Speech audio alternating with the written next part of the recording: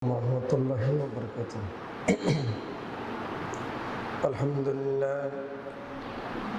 Alhamdulillahilladzi khalaqal asya'a faqaddarahu taqdira wa sawwara shiklal insani fahsanahu tasbira wa malahu binakli ni'matan ajima wa hadahu ila ma'rifatihi fadlan kabira wa arsala Muhammadan ila kafati khalqi bashiran wa nadhira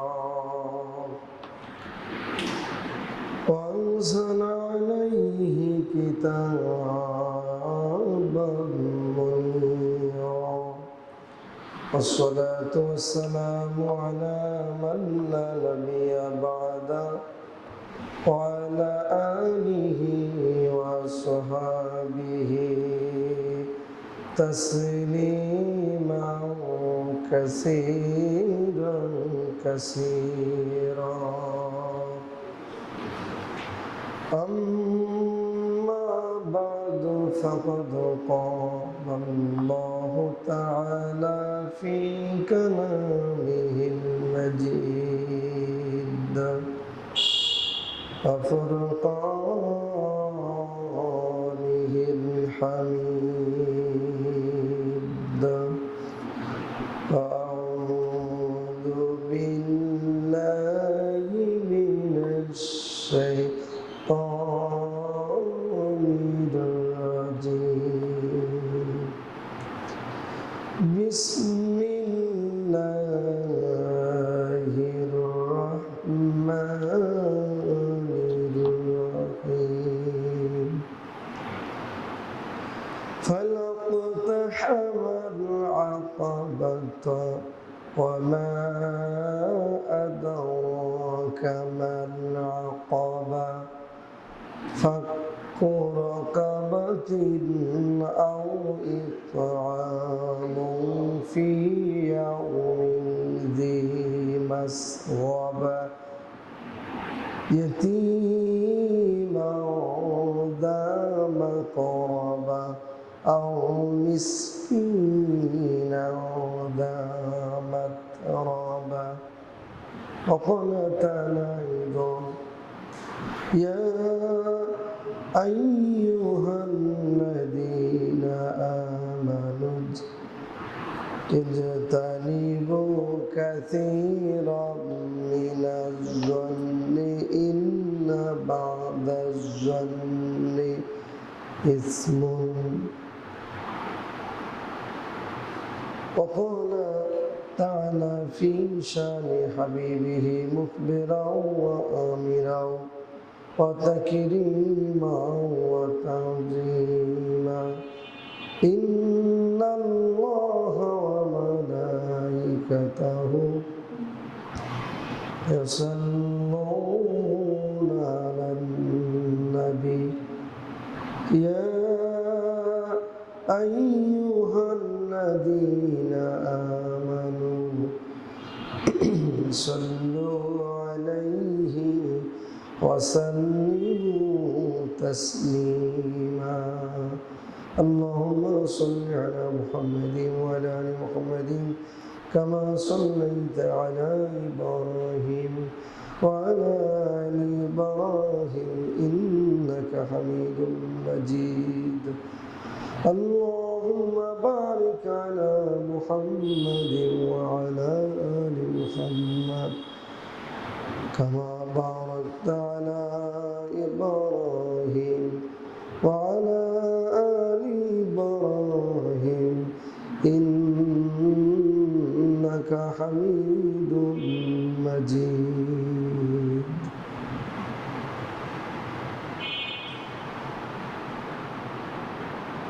স্বাগত প্রাণ প্রিয় মুরব্বিয়ানে কেরাম মুসল্লি নিজাম, মহান আল্লাহ সুবহানাহু ওয়া তাআলার দরবারে শুকরিয়া আদা করছি, শুকর গুজার হচ্ছি। পবিত্র জুমার দিনে যে মহান মালিক আমাদেরকে ঈদের পরের জমায় মসজিদে আগেভাগে আসার তৌফিক এনায়েত করেছেন। আল্লাহ তাআলার দরবারে লাখো কোটি শুকরিয়া আদায় করছি। সকলে পড়ছে আলহামদুলিল্লাহ। দরুদ ও সালাম বর্ষিত হোক আপনার আমার নবী, কুল কায়নাতের নবী, যিনি আপনার আমার জন্য অসংখ্য অগণিত অক্লান্ত পরিশ্রম করে দিনকে পরিস্ফুটিত করে গিয়েছেন। যারা আল্লাহ তাআলার শরীয়ত অবতীর্ণ করেছেন, রিসালাতের দায়িত্ব যাকে দিয়েছিলেন, যিনি সারে শরীয়ত প্রণেতা, আপনার আমার জন্য আমাদের ব্যক্তি জীবন, সমাজ জীবন, পারিবারিক জীবন, রাজনৈতিক জীবন, রাষ্ট্রীয় জীবন থেকে আন্তর্জাতিক জীবন, সব ক্ষেত্রেই পরিষ্কার এবং স্বচ্ছ ধারণা দিয়েছেন কিভাবে আমরা জীবন পরিচালনা করব। সে আপনার আমার নবী উসওয়াতুল হাসানা বিশ্বনবী মুহাম্মদ রাসূলুল্লাহ সাল্লাল্লাহু আলাইহি ওয়াসাল্লামের প্রতি। আমরা আজকে কথা বলবো সৃষ্টির সেবা ও সুন্দর আচরণ। এর উপরে আমরা আজকে আলোচনা করবো ইনশাআল্লাহ তাআলা। রাসূল ইসলাম কি কি দিক নির্দেশনা প্রদান করেছে, আল্লাহ রাব্বুল আলামিন আমাদেরকে এ ব্যাপারে কি শেখালেন, আমরা কোরআন ও হাদিস থেকে আজকে তা তুলে আনবো ইনশাআল্লাহ তাআলা। ওয়া তৌফিক ইল্লা বিল্লাহ। আল্লাহ পাক সূরা বালাদে এখানে বলছেন ফালাকাতাহামাল আকাবা, তবে সে বন্ধুর গিরিপথটি অতিক্রম করতে সচেষ্ট হয়নি। গিরিপথ হচ্ছে, এখানে দুইটি অর্থ আছে। পাহাড়ের পাথর বিশিষ্ট একটা স্থানকে সেটাকে আকাবা বলা হয়, আবার পাহাড়ের মাঝখানে সরু যে পথ সেটাকে গিরিপথ বলা হয়। দুই পাহাড়ের মাঝখানের চিকন পথকে গিরিপথ বলা হয়। ওমা আদারাকা মাল আকাবা, আল্লাহ তাআলা বলেন আপনি কি জানেন সে গিরিপথটি কি? ফাক্কু রাকাবা, তা হচ্ছে দাস মুক্তকরণ।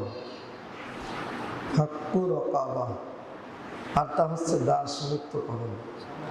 আও ইতআমুন ফি ইয়াউমিন যী মাসগাবা, অথবা খাদ্য দান করা দুর্ভিক্ষের দিনে, কঠিন মুহূর্তে, বিপদের সময় মানুষকে সাহায্য করা, খাদ্য দেয়া। এরপরে ইয়াতীমান যা মাকরাবা, ইয়াতীম আত্মীয় স্বজনকে, আও মিসকিনান যা মাতরাবা, অথবা ধনী মলিন মিসকিনকে সাহায্য করা। আমরা সামনে আস্তে আস্তে কথা বলবো। আল্লাহ তাআলা বলছেন ওদিকে সূরা বাকারার 30 নম্বর আয়াতে, ওয়াইযা ক্বালা রাব্বুকা লিল মালাইকাতি ইন্নী জাইলুন ফিল আরদি খলিফা। আল্লাহ তাআলা আপনাকে আমাকে প্রতিনিধি হিসাবে, খলিফা হিসাবে সৃষ্টি করেছেন। যখন ফেরেশতাদেরকে বলছিলেন قالوا أتجعل فيها من يفسد فيها ويسفك الدماء ونحن نسبح بحمدك ونقدس لك قال إني أعلم ما لا تعلمون। তারা বলছে আল্লাহ এমন একটা জাতিকে আপনি সৃষ্টি করবেন যারা পৃথিবীতে গিয়ে রক্তপাত করবে, ফাসাদ সৃষ্টি করবে, ফিতনা ছড়াবে। আল্লাহ কি বল, আমরাই তা আপনার তাসবিহ প্রশংসা পাঠ করি। আল্লাহ বলছে নিশ্চয়ই আমি যা জানি তোমরা তা জানো না। তাহলে আল্লাহর জানাটা এখানে ভিন্ন। এর আগে আমি একদিন মনে বলেছিলাম এক বিষয়ের বক্তব্যে যে আল্লাহ তাআলা আমাদেরকে বানিয়েছেন মানবতার কল্যাণের জন্য। এই আয়াত সেটা প্রমাণ করে। আল্লাহ তাআলা কি, আমি যা জানি তোমরা তা জানো না। আল্লাহ কি জানেন, আমাদের মানুষ দিয়ে কি হবে এটা আল্লাহ ভালো জানেন। মানুষ দিয়ে মানুষের কল্যাণ হবে, মানবতার কল্যাণ হবে। মানবতার কল্যাণ করাটাই হলো মানুষের মেইন কাজ। যেমন মেডিকেল প্রতিষ্ঠা হয়েছে বিল্ডিং তৈরি করা হয়েছে, সেখানে মেশিন যন্ত্রপাতি অস্ত্র নিয়ে আসা হয়েছে ছাত্রদেরকে শিখিয়ে মানবতার দ্বারে দ্বারে পৌঁছে দেওয়া, মানুষের সেবা শুশ্রূষা চিকিৎসা করা, অর্থাৎ সেবা করা। মেডিকেল সৃষ্টির উদ্দেশ্য আপনার চিকিৎসার উদ্দেশ্য মেডিকেল বানানো নয়। চিকিৎসার উদ্দেশ্য অস্ত্রপাতি কিনিয়ে ক্ষান্ত নয়। সেখান থেকে উদ্দেশ্য হলো ছাত্র তৈরি করে অসুস্থ মানুষকে সুস্থ করা, তার মানে সেবা দেওয়া। উদ্দেশ্য হলো সেবা। মেডিকেল প্রতিষ্ঠা করাটা হলো প্রত্যক্ষ বিষয় নয়, প্রত্যক্ষ বিষয় হলো ছাত্র তৈরি করা, মানবতার সেবা করা। আল্লাহ তাআলা আমাদেরকেও বানিয়েছেন নামাজ, রোজা, হজ, যাকাত, এগুলো তো লাগবেই। মেডিকেল যেমন চিকিৎসা সেবা দোরগোড়ায় পৌঁছে দেওয়ার জন্য যেমন ক্ষেত্র দরকার, মেডিকেল বিশ্ববিদ্যালয় দরকার, টিচার দরকার, ছাত্র দরকার, ঠিক তেমনি নামাজ, রোজা, হজ, যাকাতের মধ্য দিয়ে ইসলামের বুনিয়াদি বিল্ডিং তৈরি করে উদ্দেশ্যই নামাজ রোজা দিয়ে জান্নাতে যাওয়া, সাকসেস হওয়া, এটা না। উদ্দেশ্য হচ্ছে আপনার নামাজ, রোজা, হজ, যাকাত যেগুলো হচ্ছে ইমারত, বিল্ডিং, এগুলো প্রতিষ্ঠার মধ্য দিয়ে আপনার মেইন জিনিসটাকে, টার্গেটটাকে হাসিল করা। সেটাই হচ্ছে আল্লাহ বলেছেন ক্বালা ইন্নী আ'লামু মা লা তা'লামুন, আমি যা জানি তোমরা তা জানো না। তার মানে এগুলো করার মধ্য দিয়ে মানবতার কল্যাণ সাধন করা, মানবতার কাজ করা, সেই কাজটাই আল্লাহ বলেছেন ফেরেশতারা আমি যা জানি তোমরা তা জানো। তাহলে আল্লাহ তাআলা আমাদেরকে এভাবে বলছেন। এরপরে কি কি করতে হবে, কি কি করতে হবে সব স্পষ্ট ধারণা আল্লাহ তাআলা আমাদেরকে দিয়েছে। কেউ দাওয়াত করলে তার ডাকে সাড়া দেওয়া, অসুস্থ হলে রোগীর কাছে যাওয়া, এক মুসলমানের কল্যাণ কামনা করা, মৃত্যুবরণ করলে জানাজায় অংশগ্রহণ করা, সালাম দিলে জবাব দেওয়া, হাসি দিলে হাসির জবাব দেওয়া, এই স্পষ্ট কথা আমরা জানি। ছিত্তু ফেসালের আরাম মুমিনের উপরে স্থায়িত্ব বিষয়। এছাড়াও অসংখ্য অগণিত হাদিস রয়েছে মানব সেবার জন্য, সুন্দর আচরণের জন্য আল্লাহ তাআলা এবং তার হাবিব সাল্লাল্লাহু আলাইহি ওয়াসাল্লাম আমাদেরকে বলেছেন। আল্লাহর হাবিব বলেন আলা কুল্লি মুসলিমিন সাদাকা, প্রত্যেক মুসলিমের দায়িত্ব মানুষের কল্যাণে ব্যয় করা। তাহলে আমরা এটার আরবিটা যদি করি তাহলে কি হয়? তাহলে হচ্ছে খিদমত মানে হচ্ছে সেবা করা, খিদমত মানে আদর যত্ন করা, খিদমত মানে সেবা করা, খালক মানে হচ্ছে সৃষ্টি। তাহলে খিদমতুল খালকের অর্থ হচ্ছে মানবতার সেবা। খিদমতুল খালকের অর্থ হচ্ছে খিদমতে খালক, যেটা এটা হচ্ছে আমাদের সৃষ্টির সেবা। তো সৃষ্টির সেবাটাই হচ্ছে, অন্য ধর্মে যদিও এটাকে ভালো মানে অন্যভাবে ব্যাখ্যা দেওয়া হয়েছে, কিন্তু ইসলাম কি বলেছে? ইসলামের সেই কথাটাই বলেছে, মানব সেবাটা হচ্ছে খুবই গুরুত্বপূর্ণ একটি বিষয়। এটা শুধু সেবাই না, এটা হচ্ছে ইবাদত। আল্লাহ নবী বলেন আলা কুল্লি মুসলিমিন সাদাকা, প্রত্যেক মুসলিমের দায়িত্ব হলো আর মানুষের জন্য, মানুষের কল্যাণে ব্যয় করা। ফাকালু ইয়া নবী আল্লাহ, সাহাবীরা প্রশ্ন করেছেন হে আল্লাহ নবী, লাম ইয়াজিদ ফামান লাম ইয়াজিদ, কারো যদি এই সামর্থ্য না থাকে যে সেবা করবে, সেবা করার কোনো সামর্থ্য নাই, তখন কি হবে? ক্বালা রাসূলুল্লাহ সাল্লাল্লাহু আলাইহি ওয়াসাল্লাম, আল্লাহ নবী বলেন ইয়ামালু বিয়াদিহি ফায়ানফাউ নাফসা, অর্থাৎ ব্যক্তি নিজে যে কর্ম করবে, কাজ করবে, সেই কাজ থেকে নিজে যে উপার্জন করবে নিজের জন্য আর সেখান থেকে অন্যের জন্য কিছু রেখে দিবি। সুবহানাল্লাহ। সাহাবীরা প্রশ্ন করেছেন, ওগো আল্লাহর হাবিব, এই সামর্থ্যটাও যদি না থাকে, ফাইল্লাম ইয়াজিদ, এটাও যদি না থাকে, তখন কি হবে? ক্বালা রাসূলুল্লাহ সাল্লাল্লাহু আলাইহি ওয়াসাল্লাম, আল্লাহ নবী বলেন, ইউইনু জাল হাজাতাল মাহলুম, তখন ওই ব্যক্তি কি করবে? আল্লাহ নবী বলছেন, যদি সে এরকম করতে সক্ষম না হয়, তাহলে যে সমস্যাগ্রস্ত ব্যক্তি সাহায্য প্রার্থীকে সাহায্য করবে, কোনো একটা বিষয় সমস্যায় ভুগতেছেন, সেই বিষয়টার জন্য আপনি তাকে সমস্যা থেকে টেনশন ফ্রি করে দেবেন, আল্লাহ পাক আপনার আমলনামায় সৎকার মূল্য দিয়ে দিবে। কি চমৎকার কথা! রাসূল সাল্লাল্লাহু আলাইহি ওয়াসাল্লাম সব কথা বলে গেছে। আমার ভাইয়েরা, আল্লাহ নবী সাহাবীরা এবার প্রশ্ন করেছেন, ক্বালু ইয়া রাসূলুল্লাহ ফাইন লাম ইয়াজিদ, যদি এতেও সামর্থ্য না হয়, আপনি পারেন না এরকম কোনো কাজ করতে, তখন কি হবে? ক্বালা রাসূলুল্লাহ সাল্লাল্লাহু আলাইহি ওয়াসাল্লাম ফালইয়ামালু বিল মারুফ ওয়ালিয়ুমসিক আনিশ শাররি, তখন ওই ব্যক্তি এই কাজটা করবে। যদি এটাও করতে না পারে, ফালইয়ামালু বিল মারুফ, তখন সৎ কাজ করবে, ভালো কাজ করবে।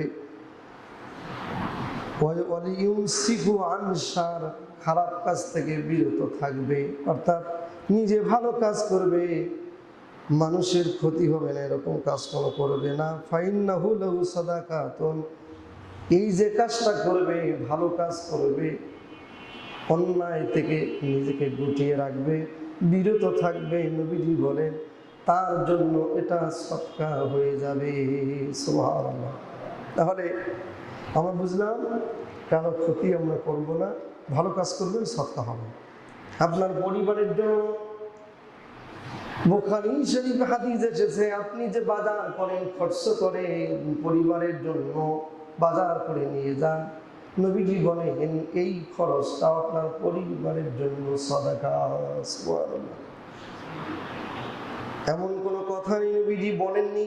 অফি হাদিসিন, অন্য হাদিসে এসেছে, তুরিমু সায়ান আও তাসনাউল আকরাকা, ক্বালা কুনতু ইয়া রাসূলুল্লাহ আরাইতা, নবীজি বলেছেন, অন্য আরেকটা হাদিসে এসেছে, আমার ভাইরা, আল্লাহর হাবিব বলেন, পেশাদার শ্রমিক বা কর্মচারীকে সাহায্য করা এবং অদক্ষ কর্মীকে, বেকারত্ব কর্মহীন বেকার মানুষের জন্য কর্ম সৃষ্টি করা, এটা হলো সাদাকা। সুবহানাল্লাহ। আল্লাহর হাবিব বলছেন, তুইনু সাইয়ান আও তাসনাউল আকরা, পেশাদার শ্রমজীবী যারা, শ্রমিক যারা, অথবা আও আও সয় আও তাসনাউল আকরাত লে আকরাত, মানে অদক্ষ যারা, যারা বেকার, যাদের কোনো কর্ম নাই, তাদের জন্য কর্ম সৃষ্টি করে দেওয়া। নবীজি বলেন যে এটা করে দেবে তার জন্য সাদাকা। সুবহানাল্লাহ। কি চমৎকার হাদিস! অনেকের টাকা আছে, অর্থ আছে, ব্যাংক ব্যালেন্স আছে, টাকা ব্যাংকে ছাতা পড়ে যায়, মানবতার জন্য কল্যাণ করে না, কোনো কাজ করে না, এই টাকা দিয়ে আপনার কিছু হবে না, এই টাকা আপনাকে বাঁচাতে পারবে না। ওই টাকা দিয়ে মানুষের কল্যাণে কোনো কিছু করে দিন। কলকারখানা, মিল ইন্ডাস্ট্রি, আমার ঘরে মিল ইন্ডাস্ট্রি, কর্মক্ষেত্র সৃষ্টি করে দেবার জন্যে আপনার গচ্ছিত টাকা ব্যাংকে না রেখে মানুষের জন্য করে দেবেন। একদিক থেকে সদকা হবে, অন্য দিক থেকে ব্যবসার মাল থেকে আল্লাহ আপনার জন্য রিজকুল কারিমের বন্দোবস্ত করে দিবি। মানুষ এটা করছে না। যারা আমার ভাইরা, আমার দেশে যারা কোম্পানি আছে, যারা মানুষের কর্মসংস্থান সৃষ্টি করছে,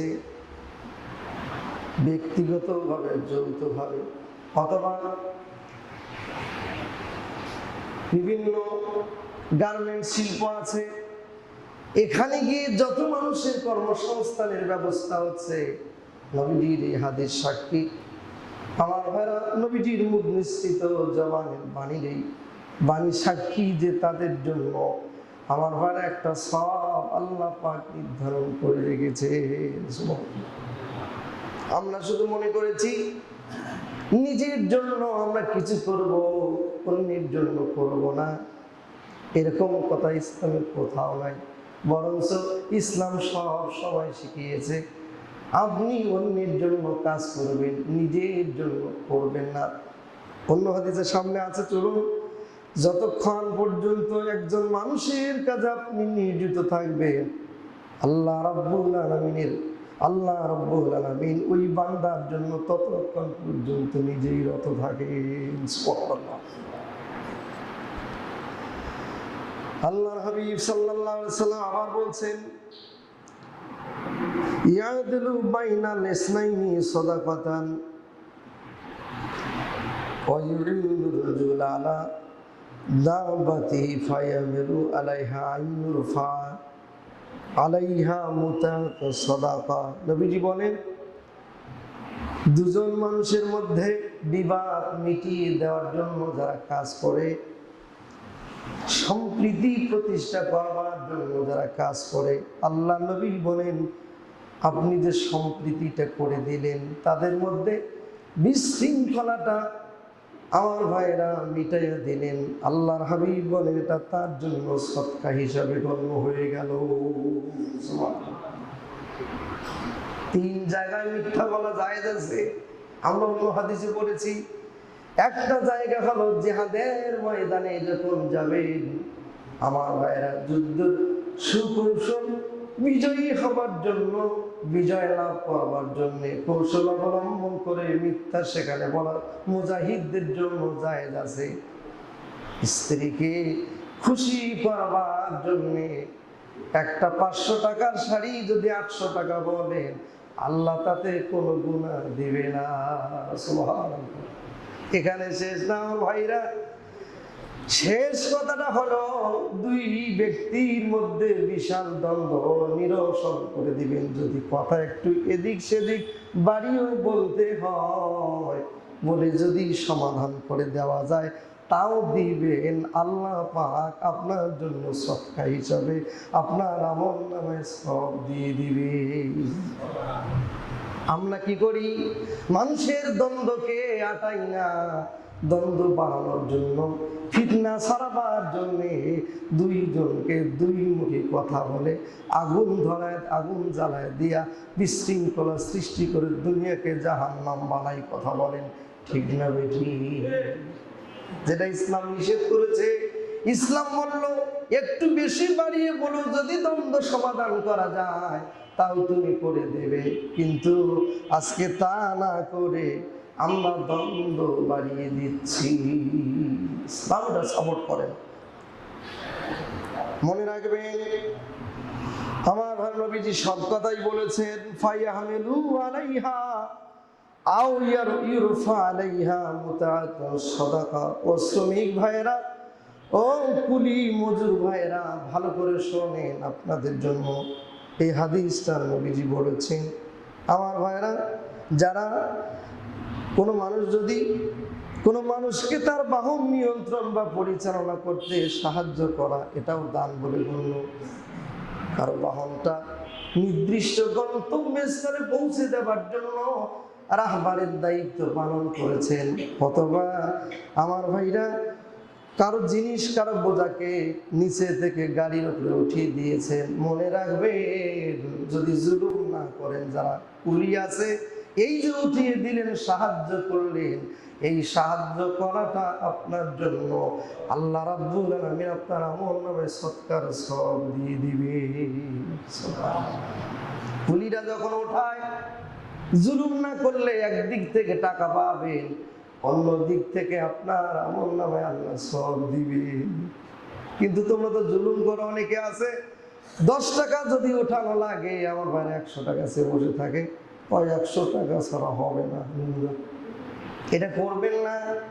যারাই এই কাজটা করে অবশ্যই যদি আপনি মানুষের উপরে ইনসাফ করে কাজটা করেন, আমার আল্লাহ পাক আমার নবীজি বলেছেন তার জন্য এটা সদকা। এখানে শেষ নামল কালিমাতু তাইয়্যিবাতু সাদাকাতুন। আমি যখন ভালো কথা বলি, এই যে ভালো কথাগুলো শোনাচ্ছি আমার ভাই, এটাও আমার জন্য সদকা। মনে রাখবেন, আমি কোনো বাপের কথাটা বলি না, কোরআন থেকে বলি, হাদিস থেকে বলি। যারা বই পড়ে ওরা কোনোদিন বই পড়ে না, বইয়ে যা লেখা আছে ওই লেখাটাই সে পড়ে, তার মানে বই তাকে পড়ায়। কোরআন যখন পড়ি, হাদিস যখন পড়ি আর ব্যাখ্যা দেই, আসলে এই কথাগুলো আমি বলার কি আমি বলি না, এগুলো আল্লাহ বলান। কোরআনে যা লেখা আছে, কোরআনে যা লেখা আছে সেই কথাটা আমি বলি, হাদিসে যা লেখা আছে সেই কথাটা নোট করে নিয়ে বলি। এগুলো আমি বলি না, আল্লাহ বলেন, নবীজি বলেন। সুতরাং আমাকে কেন দোষে, আমাকে কেন অপরাধী মনে করেন? অনেকেই মনে করে হুজুর এরকম করে কেন বলেন, কিন্তু আসলে আমার দায়িত্বটাই হলো এখানে নিয়ে এসেছেন বলার জন্য। সত্য মিথ্যা এখানে বলবো, আপনার পক্ষেও যেতে পারে, বিপক্ষেও যেতে পারে। এই বক্তব্যটা শুধু আপনার জন্য নয়, এটা আমার জন্য।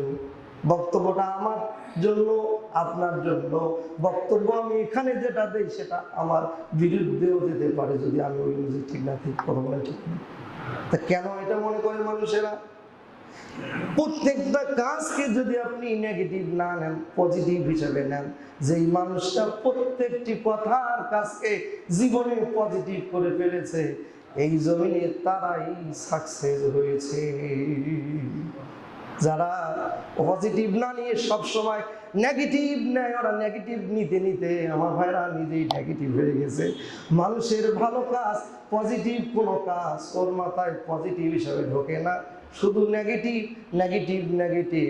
তার মানে শুধু সমালোচনা করে। সমালোচনা যারা করে ওরা পিছনে করে, যার করা হয় আল্লাহ তার মর্যাদা বাড়ায় দেয়।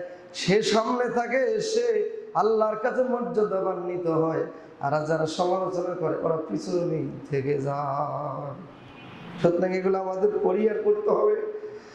আল্লাহ রাব্বুল আলামিন আমাদেরকে দায়িত্ব দিয়েছেন, আমার ভাইরা নবীজিকে দায়িত্ব দিয়েছেন। নবী আল আম্বিয়া আলাইহিস সালাম তারা আমাদের উপরে দায়িত্ব দিয়ে গেছে। দায়িত্বটা হলো আলাইনা ইল্লাল বালাগ। আমার দায়িত্ব হলো সত্য কথাটা পৌঁছে দেওয়া। আমার ঘরে আপনার ইচ্ছা আপনি মানবেন, না হলে মানবেন না, সমস্যা কি হবে?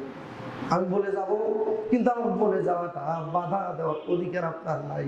আর আপনাকে পিটায়া ডাঙ্গায়া সব কিছু মানে চাপ দিয়ে ইসলামে নিয়ে আসার দায়িত্ব আমার নাই।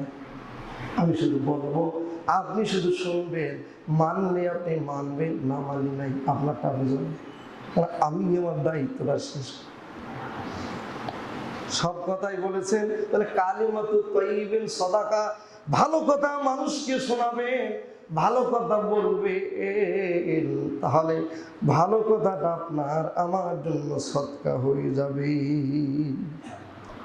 নবীজি এরপরে বলছেন কুল্লু খুতুওয়াতিন ইয়াকতুহা ইলাস সালাতি। যখন আপনি মসজিদে আসেন, অকুল্লু খুতুওয়াতিন, আপনার প্রত্যেকটা পদক্ষেপ, প্রত্যেকটা পায়ের আপনি যে পা বাড়িয়ে বাড়িয়ে আসতেছেন, ইয়াকতুহা ইলাস সালাতে আয় ইলাল মসজিদে। মসজিদে যখন আপনি প্রতিটি পদক্ষেপের বিনিময়, আল্লাহ নবী বলেন সাদাকা, প্রত্যেকটা পদক্ষেপের বিনিময় আল্লাহ পাক আপনার আমার নামায় সদকার সওয়াব দিয়ে দিয়েছে। ইসলাম কত সহজ, কত চমৎকার। যার বাড়ি যত দূরে মসজিদ থেকে, যত দূর থেকে আপনি মসজিদে এসেছেন, যত পাপ আপনি ফেলে এসেছেন, তত পায়ের প্রতিটা পদক্ষেপে আল্লাহ পাক আপনাকে এক একটা করে নেকি দান করেছে। এখানে এসে নামাজ পড়ি যখন, আপনার আমার নামাজটা হতেও পারে, নাও হতে পারে, কিন্তু আপনি যে বাড়ি থেকে মসজিদে এসেছেন, এই আসা আর যাওয়ার যে সওয়াবটা, এইটা আল্লাহ কোনোদিন এখান থেকে আপনাকে মাহরুম করবেন না। এটা আল্লাহর কাছে কবুল হয়ে গেছে। এটাতে মিস থাকতে পারে, কিন্তু ওইটাতে কোনো মিস নাই।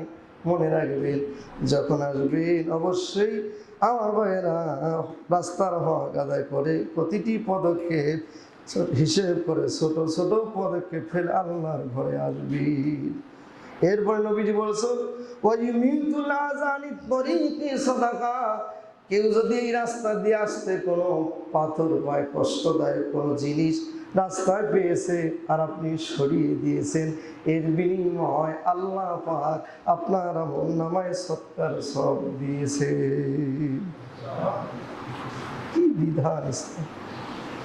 আল্লাহর হাবিব বলছেন ওই যে আগের হাদিসটা, ওয়াল্লাহু ফি আউনিল আবদি মা কানাল আবদু ফি আউনি আখি।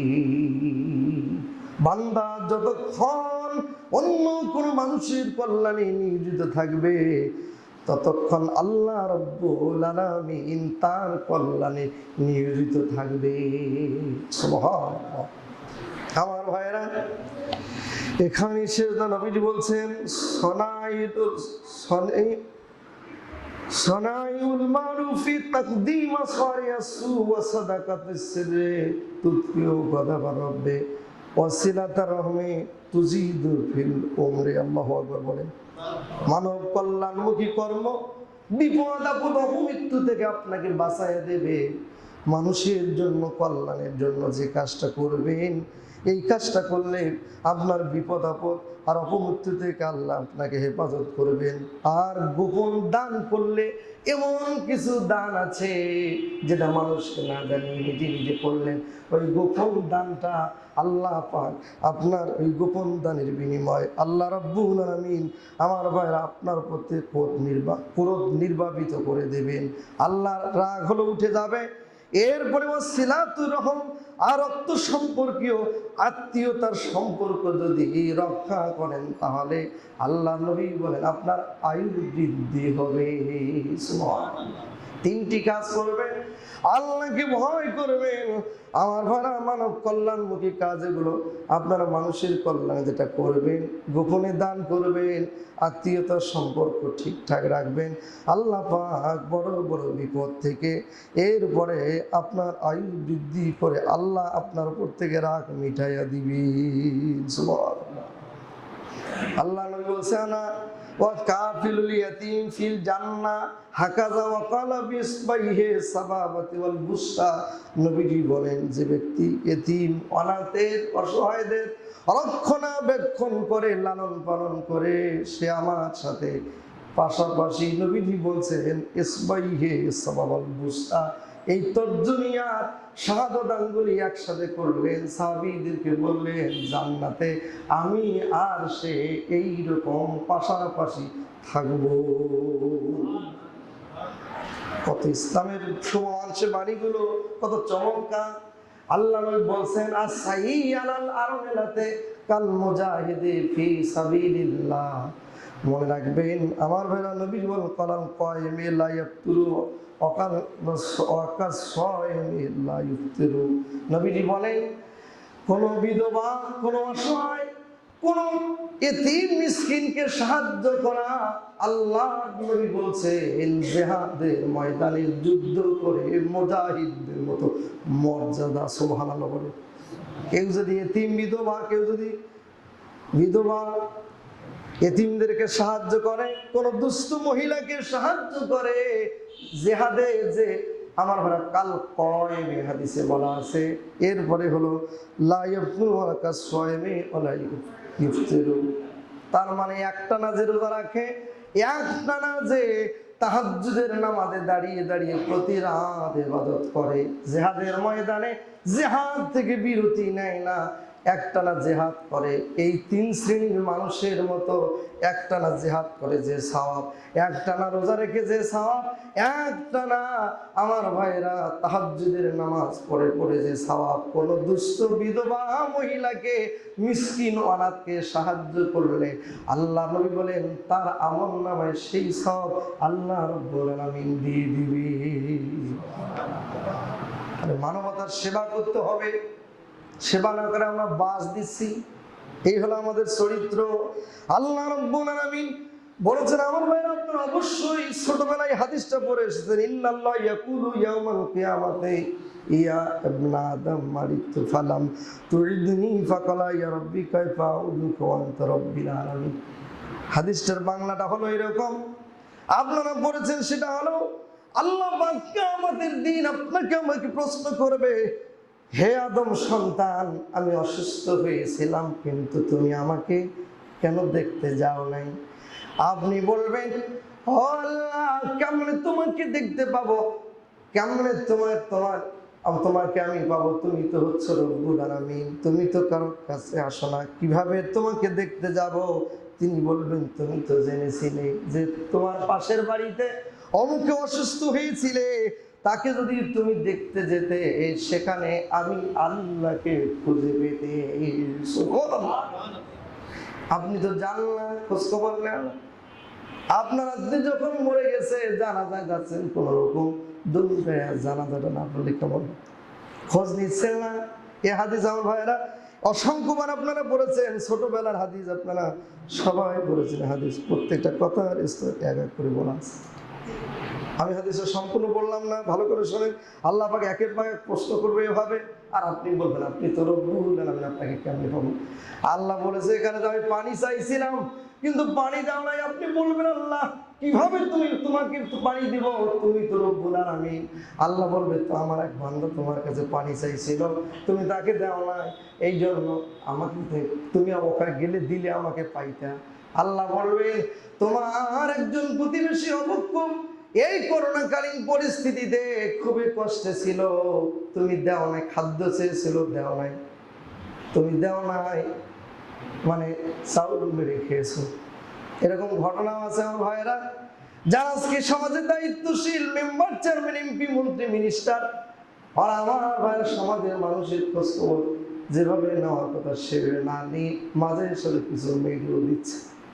এরকমও আছে আমার ভাইয়েরা, অনেক যারা পাওয়ার তারা পাচ্ছে না। সেই দিন কিয়ামতের মাঠে আল্লাহ আপনাকে ডাক দিবে, দিয়ে বলবে, তোমার কাছে ও ব্যক্তি গিয়েছিল খাবার চাওয়ার জন্য, খাদ্য, মেম্বার সাহেব একটু আমার দিকে তাকায়, ঈদের যে বিলিটা হয় আমার নামটা যেন থাকে।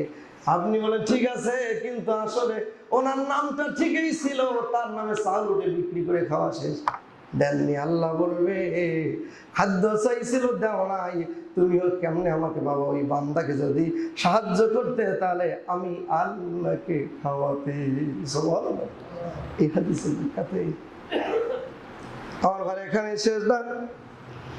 আল্লাহর হাবিব ভাবে করে কতগুলো হাদিস বর্ণনা করেছেন, উত্তম আমলের কথা বলেছে। আল্লাহ নিকট সেই ব্যক্তি সবচাইতে প্রিয়, হাব্বু ইলাল্লাহি আনফাহুম লিন-নাস, ওই ব্যক্তি আল্লাহর কাছে সবচাইতে প্রিয় যে মানুষের কল্যাণে ব্যয় করে, মানুষের জন্য নিজেকে বিলিয়ে দেয়।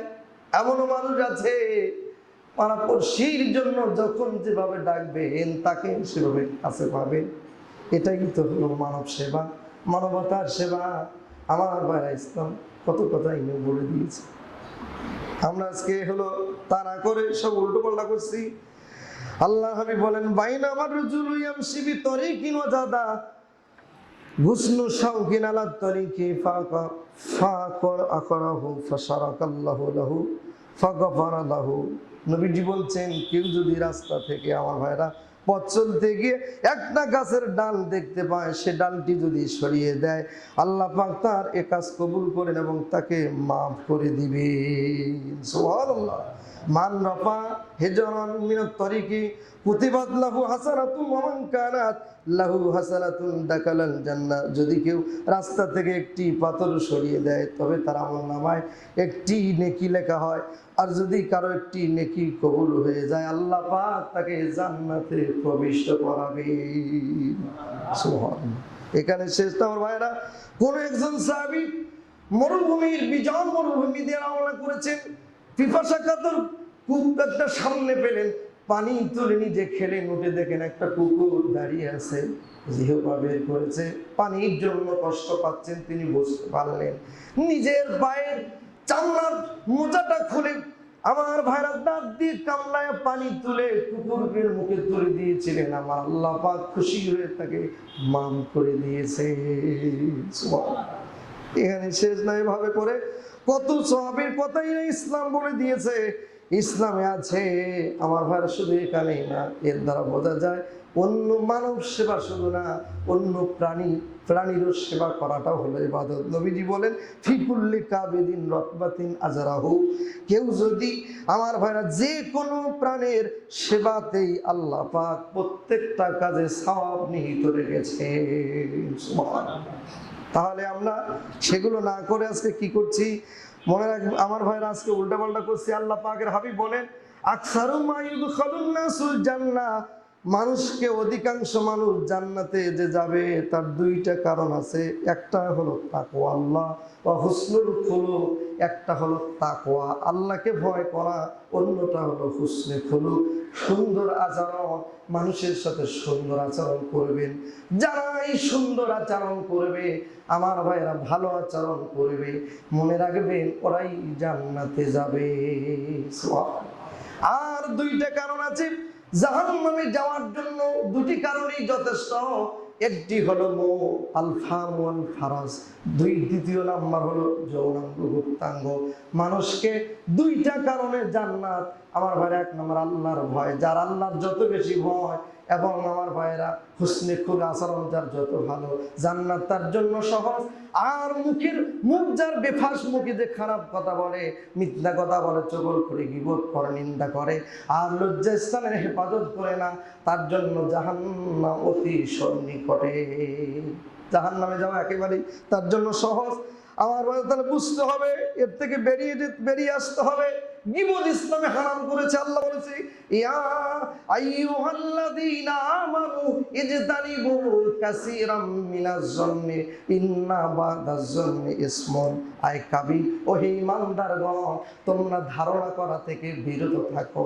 যদি তোমরা ধারণা করা থেকে বিরত থাকো, কারণ কোন ধারণা হলো কবিরা গুনাহ।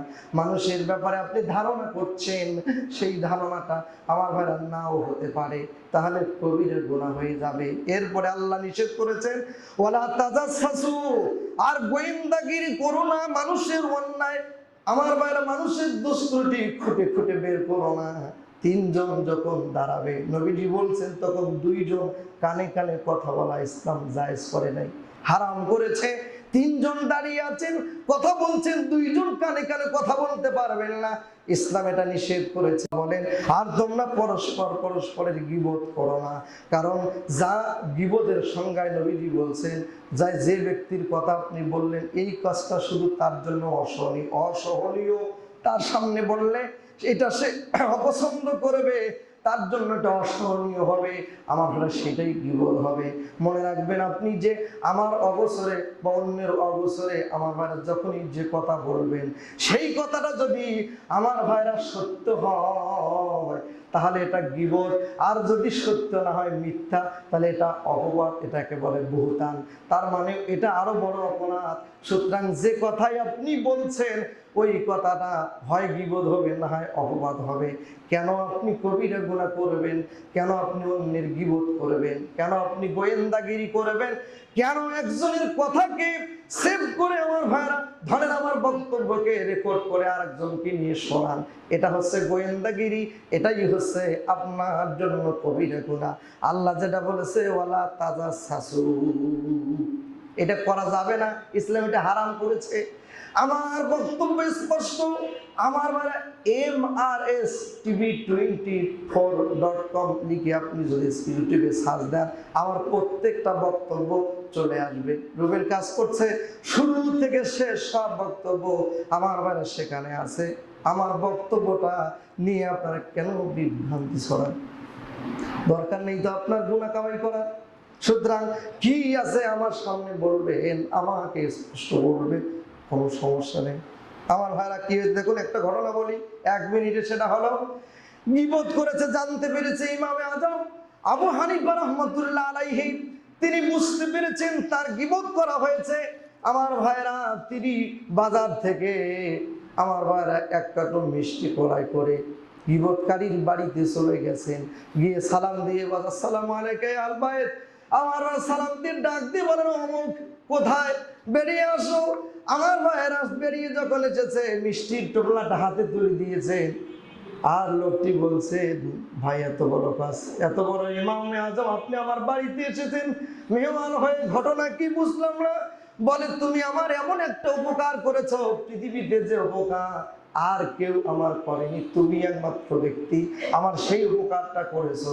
বলে কি এমন উপকার করেছি হুজুর বলেন দেখি। যে অমুক দিন আমার বিরুদ্ধে আপনি অমুকের সামনে এই বলেছেন, গীবত করেছেন, সুতরাং গীবত করার কারণে আমার জীবনের যত পাপ ছিল সেই পাপগুলো আপনার আমল নামায় নিয়েছে। পৃথিবীতে কেউ এমন কোন ব্যক্তিকে খুঁজে পাওয়া যাবে না যে অন্যের পাপকে নিজের কাঁধে তুলে নেবে। আপনি এমন ব্যক্তি আমার জীবনে কেউ নেয় নাই, আপনি নিয়েছেন। এই জন্য আমি আপনার উপরে খুশি হয়ে মিষ্টি কিনে আপনার বাড়িতে এসেছি। আমার ভাইরা মানবতা কোথায় আজকে? আর একটি কথা বলবো বলে আমি শেষ করে দিচ্ছি, সেটা হলো মানবতা আজকে কোথায়? আমার ভাইরা যেহেতু সৃষ্টির সেবা সুন্দর আচরণের উপরে কথা বলেছি, ইসলাম যে মানুষকে জিরো থেকে হিরো বানিয়েছে। কালো চামড়ার মানুষ হযরতে বেলাল রাদিয়াল্লাহু তাআলা 1700 মাইল দূর থেকে গিয়ে নবীজির হাতে হাত দিয়ে ইসলাম গ্রহণ করেছে, আমার ভাই মুসলিম হয়েছে। সেই জন্য এই অপরাধে, ইমানের অপরাধে উত্তপ্ত আমার ভাইরা মোবাইল বালুকাময় প্রান্তরে তাকে কষ্ট দেওয়া হতো। উমাইয়া বিন খালফের গোলাম ছিল, দাস ছিল, কৃতদাস ছিল। তাকে পাহাড়ের ছেলেরা ছেলেদেরকে লেলিয়ে দিত, দড়ি রশি বেঁধে পাহাড়ে হেসড়ে হেসড়ে টানা হতো, উঠানো হতো, পাহাড় থেকে তাকে নিচে ছেড়ে দেওয়া হতো, রক্তাক্ত হয়ে যেত। এই বেলাল নবীজি সহ একদিন খানা খেতে বসেছেন, আল্লাহর হাবিব ডাক দিয়েছেন, বলছেন ওগো বেলাল এদিকে আসো, আমার সাথে খাবার খাও। আমার ভাইরা বেলাল নবীজির সঙ্গে বসে পড়েছেন দস্তরখানে। বেলালের দু চোখের কোনা দিয়ে টপ টপ করে পানি করে পড়ছে। নবীজি প্রশ্ন করেছেন, বেলাল রে তোর কি বাড়ির কথা মনে পড়ে গেছে? বলে হুজুর না, আমার বাড়ির কথা মনে পড়ে না। ও নবীজি আমি আজকে বুঝতে পেরেছি ইসলাম যে কত সুমহান আদর্শ একটি জীবন ব্যবস্থা। নবীজি আমি এতদিন জানতাম, আমি জানতাম যে কৃতদাসটা গোলামরা মনে হয় মানুষ নয়, মনিবার গোলাম ভিন্ন দুটো জিনিস। আমি এটা বুঝতে পারলাম আজকে আপনার মাধ্যমে, আসলে মনিবার গোলামের মধ্যে কোনো পার্থক্য নাই। নবীজি আপনার সাথে একই দস্তরখানে একসাথে খানা খেতে পেরে আমার জীবন ধন্য হয়েছি। নবীজি আজকে আমি বুঝতে পারলাম আমার মানব জীবন সার্থক হয়েছে। আজকে আমি বুঝতে পেরেছি ইসলাম যে সুমহান বাণী।